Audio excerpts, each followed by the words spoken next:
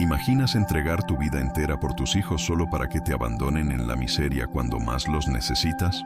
Prepárate para conocer la increíble historia de Elvira, una madre anciana a la que humillaron y despojaron de todo, forzándola a limpiar establos para sobrevivir.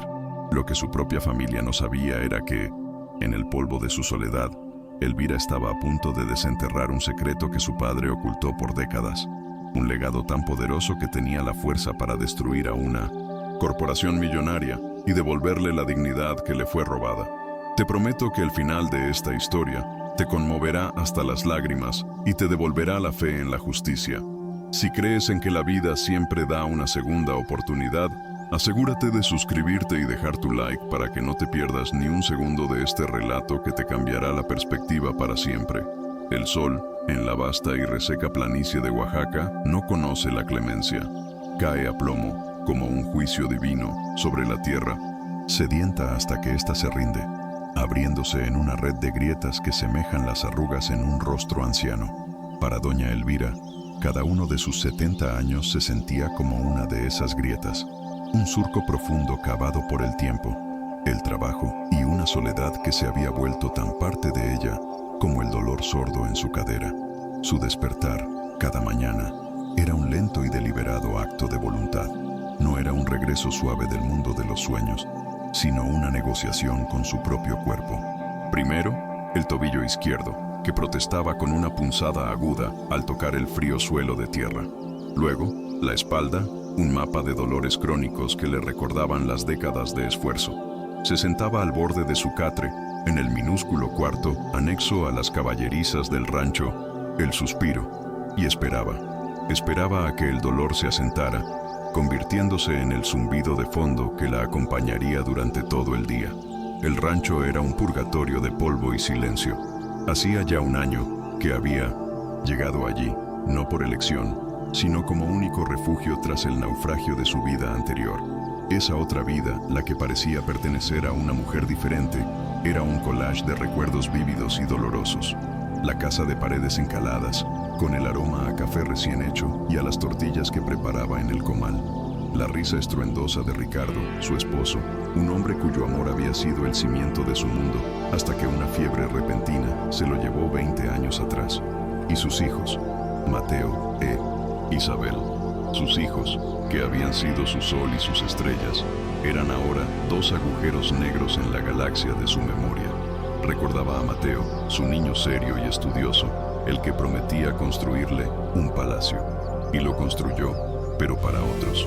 Se había convertido en un arquitecto de prestigio en la capital, un hombre de líneas rectas y emociones contenidas. La última vez que lo vio, sus ojos recorrieron la casa familiar, no con nostalgia, sino con la fría mirada de un tasador. «Mamá, seamos realistas», le había dicho, su voz tan pulcra como sus planos. «Este lugar es un pasivo. Vender es la única decisión lógica. Tu calidad de vida mejorará en un entorno donde puedan atender tus necesidades». Elvira tradujo mentalmente: «Estorbas. Tu vejez es un problema logístico que quiero resolver». Recordaba a Isabel, su niña de ojos soñadores, la que se había casado con un empresario holandés y vivía una vida de postal entre canales y tulipanes. Su respuesta a la decisión lógica de Mateo había sido un torrente de mensajes de texto. «Mamá, lo siento tanto. Me siento impotente desde tan lejos. Te enviaré dinero, lo prometo, en cuanto las cosas se calmen aquí». Las cosas nunca se calmaron y el dinero nunca llegó. El amor de Isabel se había convertido en una serie de promesas rotas, tan hermosas y frágiles como las burbujas de jabón. Elvira no esperó a que la desalojaran de su propia vida. Una madrugada, antes de que el sol expusiera su humillación, empacó lo esencial: la fotografía descolorida de su boda, donde Ricardo la miraba como si fuera la única mujer en el mundo, el pequeño rosario de nácar que su propia madre le había dado, y un pañuelo de seda que ella misma había bordado con hilos de colores cuando todavía tenía sueños que bordar. Se marchó sin decir adiós, con la dignidad como única y pesada maleta. Su peregrinaje terminó en El Suspiro, un rancho que agonizaba lentamente, al igual que ella. Su dueña era Sofía, una joven de 25 años que llevaba la amargura como un luto permanente. Su abuelo le había heredado la tierra, pero también una montaña de deudas que la aplastaba.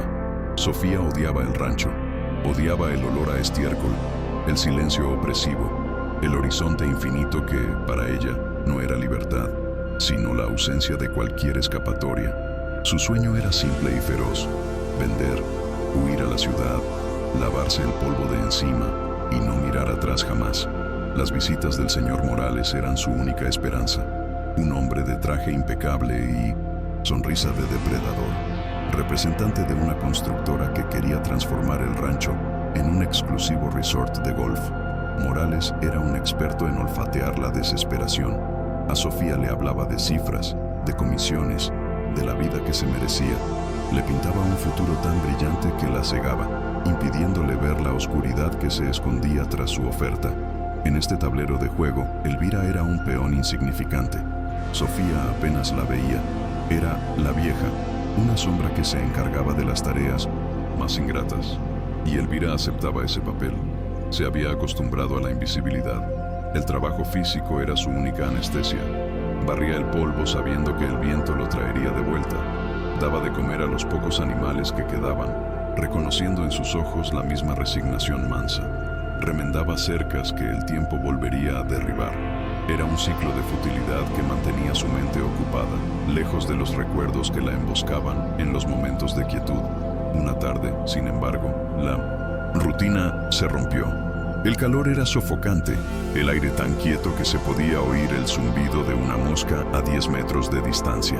Elvira estaba despejando el rincón más olvidado del establo principal, un cementerio de aperos de labranza y maquinaria oxidada. El esfuerzo le robaba el aliento. Se apoyó contra una pared de adobe, sintiendo el sudor correr por su espalda. Y fue entonces cuando sus ojos, acostumbrados a la penumbra y al desorden, se fijaron en una forma anómala. Oculto bajo un viejo arado y una lona podrida, había un baúl. No era un cajón de herramientas, era un arca, de madera oscura, casi negra, con vetas que parecían cicatrices de un árbol milenario. Estaba reforzado con bandas de hierro forjado, un trabajo de herrería que hablaba de un tiempo en que las cosas se hacían para durar, para proteger. El objeto irradiaba una sensación de importancia, de historia. Despertaba en Elvira una emoción que creía atrofiada, la curiosidad. Con un esfuerzo que hizo protestar a cada músculo de su cuerpo, arrastró el pesado arado. Se arrodilló sobre la tierra compacta. La cerradura del baúl era una pieza de metal compleja, ahora una masa de óxido rojizo. Estaba rota. Con una reverencia que no sabía de dónde le nacía, Elvira posó sus manos temblorosas sobre la tapa. Al levantarla, un chirrido largo y profundo resonó en el silencio del establo, como si un fantasma estuviera protestando por la interrupción de su largo sueño. Un aroma a madera de cedro, a papel viejo y a tiempo. Encapsulado, la golpeó suavemente. Lo que vio dentro hizo que su corazón diera un vuelco. No había oro ni joyas. Había algo mucho más valioso. Sobre un paño de lino que milagrosamente había resistido el paso de las décadas, reposaban fajos de cartas, atados con cintas de seda que alguna vez fueron de colores vivos, y a su lado, un daguerrotipo en un marco de plata ennegrecida. La imagen de un hombre joven, de mirada directa y seria, un bigote bien cuidado y una promesa de determinación en sus facciones. El rostro de su padre, Arturo, el hombre que solo conocía por las historias fragmentadas de su madre. Con una delicadeza infinita, tomó el primer fajo de cartas. La caligrafía era fuerte, inclinada, llena de pasión. Empezó a leer la primera, dirigida a su madre, y el mundo se detuvo. El descubrimiento del baúl no fue un simple hallazgo, fue un terremoto que sacudió los cimientos del alma de Elvira. Esa noche, en la soledad de su cuarto, no durmió. Desplegó las cartas sobre su catre, con la reverencia de un arqueólogo ante un texto sagrado. La llama de la vela danzaba, proyectando su propia sombra, encorvada y temblorosa, sobre las paredes de adobe. Una sombra que parecía escuchar junto a ella la voz de su padre emergiendo del papel amarillento. Cada carta era una pieza de un rompecabezas que nunca supo que existía. No solo leía las palabras, las sentía.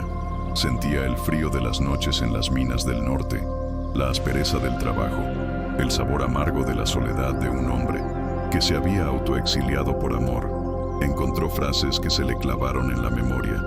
frases que comenzó a recitar en voz baja, como una oración. Mi amado Lucero, le escribía Arturo a su esposa, cada moneda que guardo en esta lata oxidada lleva tu nombre. Cada ampolla en mis manos es un escalón más en la escalera que un día me llevará de vuelta a ti y a nuestra pequeña Elvira. Diles a los que pregunten que no he huido, sino que he ido a cazar un futuro para ustedes. Elvira lloró, no de tristeza, sino de una gratitud tardía. Su padre no la había abandonado. Había estado construyendo un nido para ella desde la distancia. Y luego, el misterio. Las cartas posteriores, las que mencionaban a Lorenzo, el abuelo de Sofía. Lorenzo y yo hemos topado con la vena de la vida misma, un secreto que la tierra nos ha confiado. Los hombres de traje y de alma seca vendrían como langostas si supieran. Por eso, nuestro silencio es el más fuerte de los cerrojos. Esta tierra, el suspiro, no es un fin, sino una fortaleza. Su valor no está en lo que se ve, sino en lo que da de beber en secreto. Elvira comprendió que había vivido sobre un tesoro sin saberlo, y que la tristeza del rancho no era por abandono, sino por la tensión de un secreto bien guardado. Durante el día, su comportamiento cambió. Se movía con un propósito, sus ojos escrutando el terreno. Ya no veía un paisaje monótono, sino un mapa lleno de claves. El viejo pozo, las extrañas rocas apiladas en la colina, el sauce cuyas ramas caían con una tristeza casi humana. Todo adquiría un nuevo significado. Sofía, inmersa en su propia tormenta, notaba el cambio pero no lo comprendía. La serenidad de la anciana le resultaba casi insultante.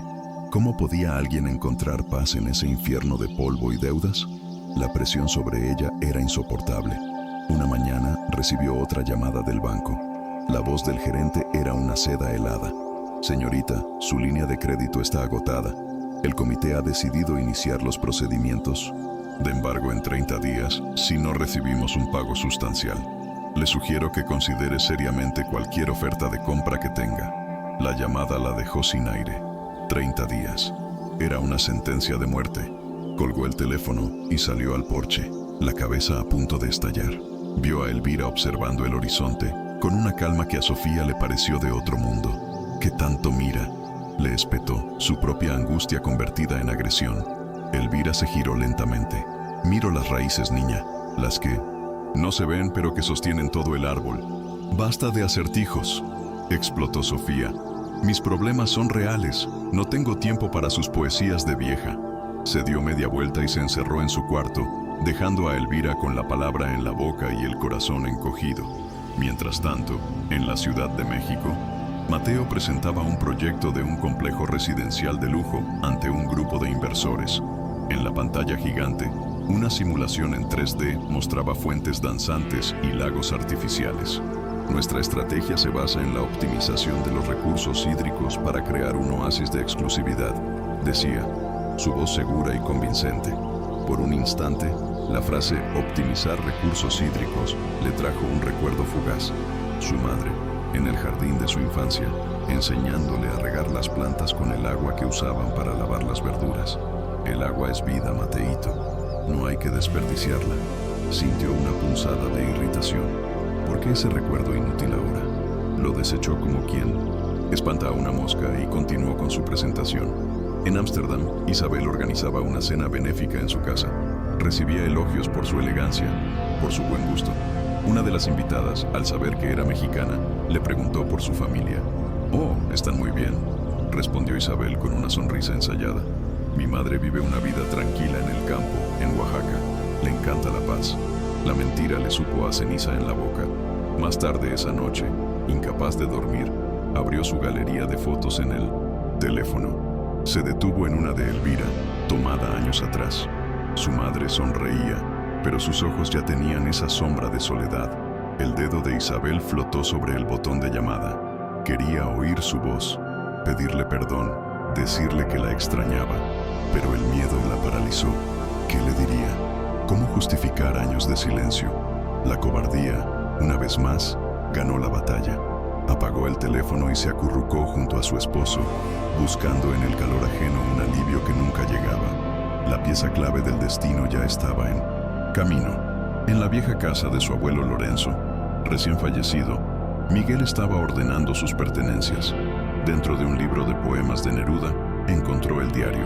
Empezó a leerlo por curiosidad, pero pronto se sintió atrapado por la historia de lealtad, secreto y honor que contenían sus páginas. La última entrada, escrita con una letra temblorosa, era un mensaje directo para él. Miguelito, si lees esto, es que ya me fui a reunirme con mi compadre Arturo, pero nuestra promesa sigue viva. El Noun, corazón de la tierra, sigue latiendo en el suspiro. Busca a su hija, Elvira, protégela. Es la última misión que te encargo. Es una cuestión de honor. Miguel sintió el peso de esas palabras no como una carga, sino como un llamado. Era la aventura que su vida monótona necesitaba. Era la oportunidad de honrar al abuelo que tanto había admirado. Pasó 2 días investigando, siguiendo pistas frías, hasta que el nombre del rancho y una descripción vaga de una anciana lo pusieron en el camino. Correcto. Empacó el diario, algo de ropa, y se lanzó a la carretera, conduciendo hacia el sur, hacia un rancho polvoriento y un misterio que lo esperaba. De vuelta en El Suspiro, la atmósfera era irrespirable. El señor Morales había vuelto a aparecer, esta vez sin sonrisas. Fue directo y brutal.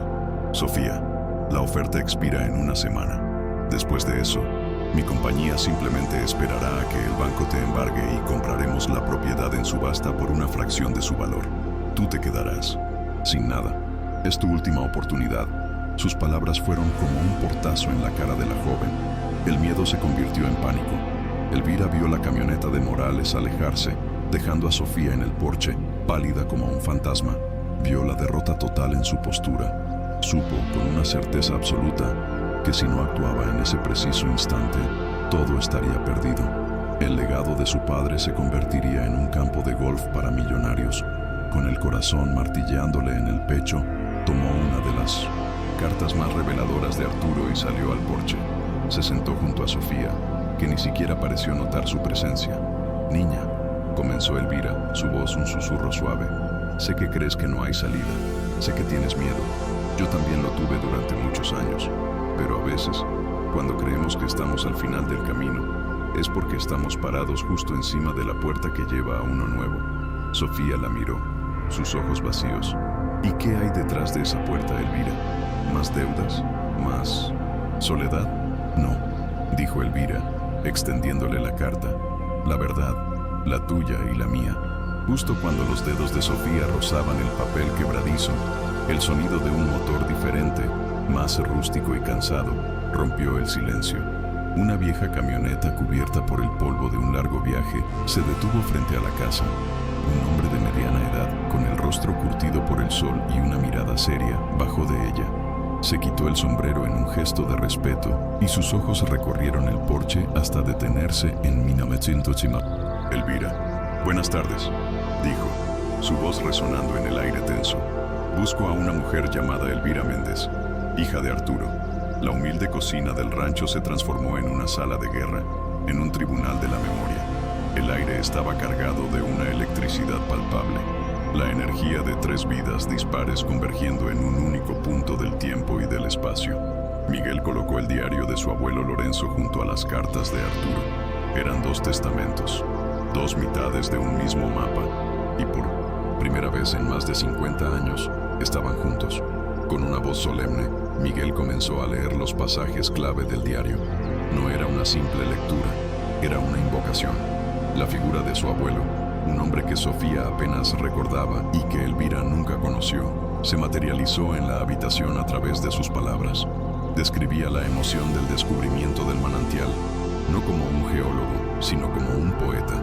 El agua brotaba de la tierra no como un recurso, sino como una risa. Era el murmullo de un dios antiguo y benévolo.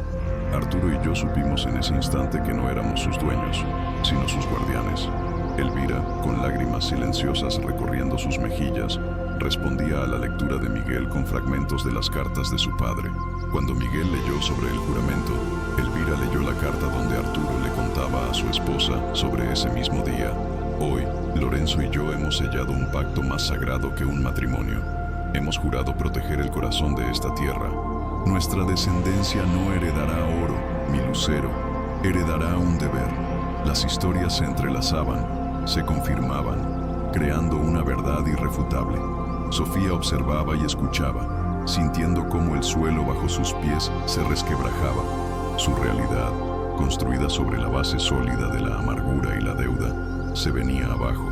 La historia era demasiado perfecta, demasiado coherente para ser una invención, pero el miedo es un animal terco. Es una locura, interrumpió, su voz un hilo tembloroso. ¿Pretenden que crea esto? ¿Que cancele la venta? ¿Que me enfrente a un embargo? ¿Que me hunda en la miseria por una historia de fantasmas y promesas escritas en papel viejo? Se levantó, caminando de un lado a otro como un animal enjaulado. El señor Morales me ofrece dinero. Dinero real, tangible. Dinero para pagar las facturas, para comer, para irme de este infierno. Miguel la miró con compasión. Sofía, ese dinero es el precio de tu silencio. Es el pago por traicionar la memoria de tu abuelo.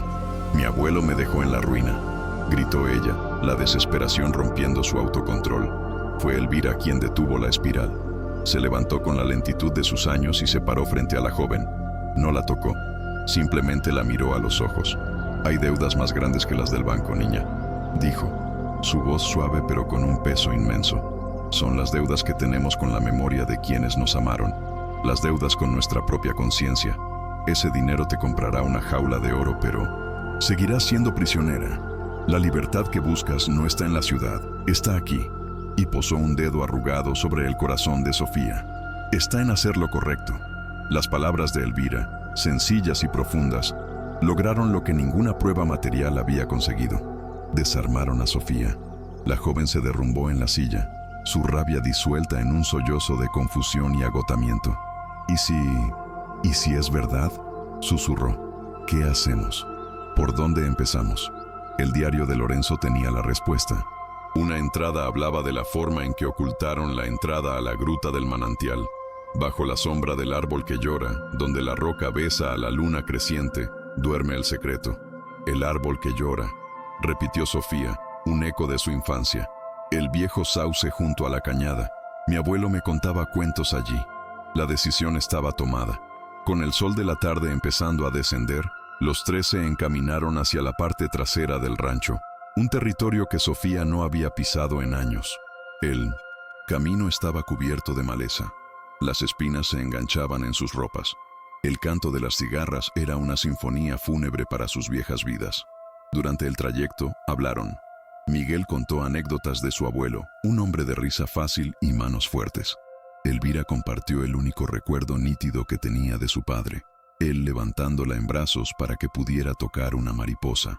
Y Sofía, por primera vez, habló de su abuelo sin rencor, recordando cómo le enseñó a distinguir el canto de los pájaros. Sin darse cuenta, estaban tejiendo los hilos de una nueva familia. Llegaron al viejo sauce. Sus ramas caídas creaban una cortina vegetal, la roca que besa a la luna creciente, murmuró Miguel, consultando el diario. Empezaron a buscar. Fue Sofía, guiada por un instinto que era una mezcla de memoria y sangre, quien la encontró. Una losa de piedra plana, casi cubierta por la tierra, con una muesca natural en forma de media luna perfecta. Les costó casi una hora moverla. Fue un trabajo brutal, de sudor y músculos doloridos. Miguel haciendo palanca con un poste, Elvira y Sofía empujando con todas sus fuerzas. El esfuerzo compartido los unió más que cualquier conversación. Cuando la roca finalmente cedió, revelando una trampilla de madera oscura, el jadeo de los tres se convirtió en un suspiro de asombro. Abrieron la trampilla. Una bocanada de aire fresco y húmedo, con el perfume inconfundible de la tierra mojada y el musgo, les acarició el rostro. Encendieron la linterna de 1966. Miguel, y descendieron por unas escaleras de piedra talladas a mano. La gruta era una catedral natural. El silencio era absoluto, sagrado, roto solo por el sonido melodioso de un goteo constante y un suave burbujeo. En el centro, la luz de la linterna iluminó un pequeño estanque de agua tan pura que parecía cristal líquido. Era el corazón de la tierra, latiendo. En un hueco de la pared rocosa, encontraron una caja de hojalata. Dentro, envuelto en un paño encerado, estaba el documento original del Cinto Fideicomiso, con sus sellos notariales y las firmas enérgicas de Arturo Méndez y Lorenzo Torres. Sofía lo sostuvo como si fuera el grial, Ya no había duda. La historia era real. Su legado era real. Fue entonces cuando escucharon el sonido de un motor, acercándose a toda velocidad. El pánico los invadió. Subieron a toda prisa, cerrando la trampilla justo a tiempo. El coche de lujo del señor Morales frenó en seco junto al sauce. Venía con el notario a su lado. Su rostro era una máscara de impaciencia. «Se acabó el tiempo, Sofía. Firmas ahora mismo», gritó, bajando del coche y caminando hacia ellos con el contrato en la mano. Sofía dio un paso al frente. Estaba cubierta de tierra, su rostro manchado, su ropa rasgada por las espinas. Nunca se había visto más hermosa ni más poderosa. «Llega tarde, señor Morales», dijo, su voz tranquila y firme. «No estoy para juegos, niña. ¿Firmas o no? Usted no entiende nada, ¿verdad?», continuó Sofía, una sonrisa triste pero firme en sus labios. «Usted ve tierra, ve metros cuadrados, ve una oportunidad de negocio. Nosotros vemos una promesa. Vemos la memoria de nuestros abuelos. Vemos el futuro de nuestro pueblo». Y sosteniendo en alto el viejo documento del fideicomiso, proclamó: «Esta tierra no está en venta, nunca lo estuvo y nunca lo estará». Morales la miró, luego al documento, y por primera vez vio la derrota en sus ojos. Su rostro se congestionó de rabia.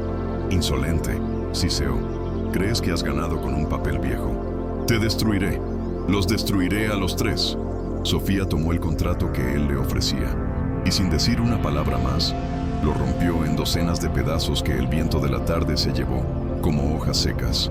La mirada de Morales fue la de una serpiente antes de atacar. «Se han equivocado de enemigo», escupió, antes de subir a su coche y marcharse, dejando tras de sí una nube de polvo y una declaración de guerra. Los tres se quedaron allí, junto al secreto revelado, bajo el árbol que llora. La euforia de la victoria se mezclaba con el sabor metálico del miedo. Habían despertado al monstruo.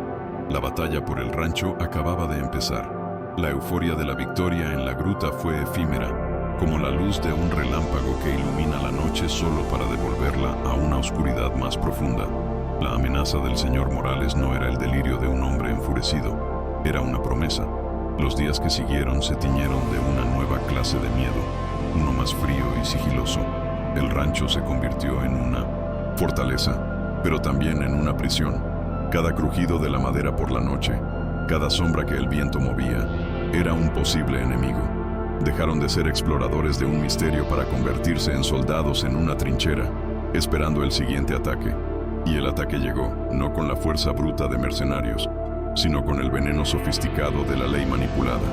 Una mañana, un hombre con traje gris y rostro inexpresivo llegó en un coche oficial. No era Morales, era un actuario judicial. Entregó a Sofía un fajo de documentos tan grueso como una Biblia. Era el inicio de la guerra de desgaste. La corporación los demandaba por fraude, por conspiración para extorsionar, por ocupación ilegal de terrenos en disputa.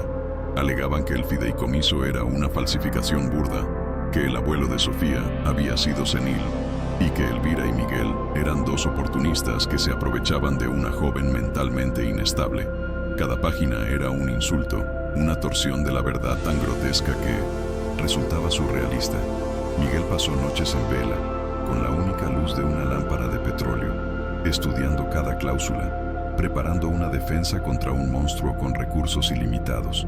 «Es su estrategia», les explicó, con ojeras profundas pero la voz firme. «Quieren desangrarnos. Saben que no podemos pagar abogados durante años. Quieren que el proceso nos agote, que nos divida, que nos haga suplicar un acuerdo». Paralelamente, la corporación comenzó su campaña de guerra sucia en el pueblo. De repente, el proveedor de forraje que había servido al rancho durante 30 años se negó a venderles, balbuceando excusas sobre problemas de inventario. En el mercado, la gente que antes saludaba a Sofía ahora se cambiaba de acera. Se esparció el rumor de que estaban locos, de que la historia del manantial era un invento para revalorizar la tierra y venderla a otros postores. La soledad, la que Sofía creía haber vencido, regresó con una fuerza helada, esta vez compartida por los tres. Se sentían como apestados. Una tarde, mientras Sofía regresaba del pueblo con la cabeza gacha, sintiéndose derrotada por los susurros y las miradas hostiles, un hombre anciano, don Anselmo, Un campesino de manos como raíces y rostro curtido por 100,000 soles se le paró enfrente. «Levanta la cara, muchacha», le dijo, su voz áspera como la tierra seca. «El abuelo tuyo no crió a una cobarde». Y girándose hacia la gente que observaba en la plaza, gritó con una voz que hizo callar los murmullos. «Tienen poca memoria. Ya se olvidaron de Lorenzo Torres, del hombre que compartía su cosecha en los años malos. Creen más en las mentiras de un hombre de la ciudad con zapatos caros que en la sangre de nuestra propia gente. Esa tierra nos pertenece a todos y es nuestro deber defenderla». Las palabras de don Anselmo fueron la primera piedra de una avalancha. El miedo de la comunidad se transformó en indignación. Recordaron la bondad de Lorenzo, la integridad de los viejos tiempos. Al día siguiente, un grupo de granjeros llegó al rancho, no con preguntas, sino con picos y palas. «Venimos a ayudar a reparar esa cerca», dijeron. Al día siguiente, las mujeres del pueblo llegaron con canastas de comida, para que no pierdan tiempo cocinando y puedan seguir peleando, explicaron. En una semana, el rancho estaba rodeado por un ejército de voluntarios. Se turnaban para vigilar por las noches, para trabajar la tierra, para llevar y traer recados. El escudo humano se había formado. La comunidad había reclamado el legado como suyo. Fue en medio de esa efervescencia, de esa renovada sensación de pertenencia, cuando el cartero, un muchacho joven que ahora los trataba con una admiración reverencial, llegó con 2 cartas con sellos internacionales. Eran para Elvira. Reconoció al instante las caligrafías de sus hijos. Se retiró a su cuarto, su corazón un nudo de emociones encontradas. La carta de Mateo era un torpe intento de justificación que se desmoronaba en una confesión de su vacío existencial. «He visto tu rostro en las noticias, mamá. Hablan de ti como una heroína. Y yo, tu hijo, el que debía protegerte, te deseché como a un plano viejo. He construido un imperio de cristal y acero sobre cimientos de vergüenza. Perdóname». La de Isabel era un torrente de culpa. «Cada vez que veo un vaso de agua, pienso en ti, en el manantial, en la vida que proteges mientras yo vivo esta farsa. Te fallé, mamá. No hay excusa, solo este dolor inmenso». Elvira dobló las cartas. Las lágrimas que derramó no eran amargas. Eran lágrimas de cierre, de una paz melancólica. El abandono había dolido, había dejado una cicatriz imborrable, pero la herida ya no supuraba. Su corazón, que había estado vacío, ahora rebosaba con el amor de Sofía, de Miguel, de toda una comunidad. Tomó una hoja de papel y escribió 2 respuestas idénticas, de una sola línea. «Espero que encuentres la paz. Yo ya he encontrado la mía». Selló los sobres y con ellos el capítulo más doloroso de 1900. Su vida. La lucha, sin embargo, continuaba. Inspirado por el apoyo del pueblo, Miguel ideó la ofensiva final. Contactó a una famosa periodista de investigación en la Ciudad de México, una mujer conocida como el Martillo de los Corruptos. Tras una reunión clandestina donde Miguel le presentó el diario, las cartas, el fideicomiso y los testimonios de la gente, la periodista supo que tenía en sus manos la historia del año. El reportaje se publicó un domingo en la primera plana del diario de mayor circulación del país. Fue una explosión nuclear. La historia, con fotos de Elvira, de Sofía, de la gente del pueblo y con extractos de los documentos, era irrefutable. El escándalo fue mayúsculo. La historia fue retomada por medios internacionales. El nombre de la corporación y del señor Morales se convirtieron en sinónimos de codicia y corrupción. Las acciones de la empresa se desplomaron.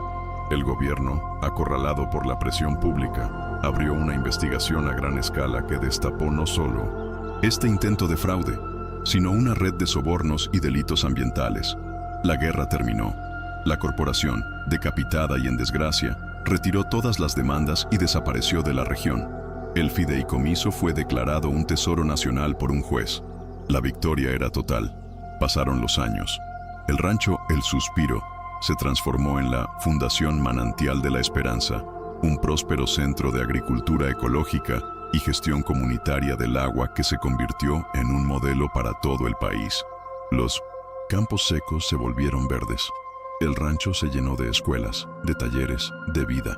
Sofía, ya no una joven amargada, sino una mujer plena y líder de su comunidad, Se casó con Miguel.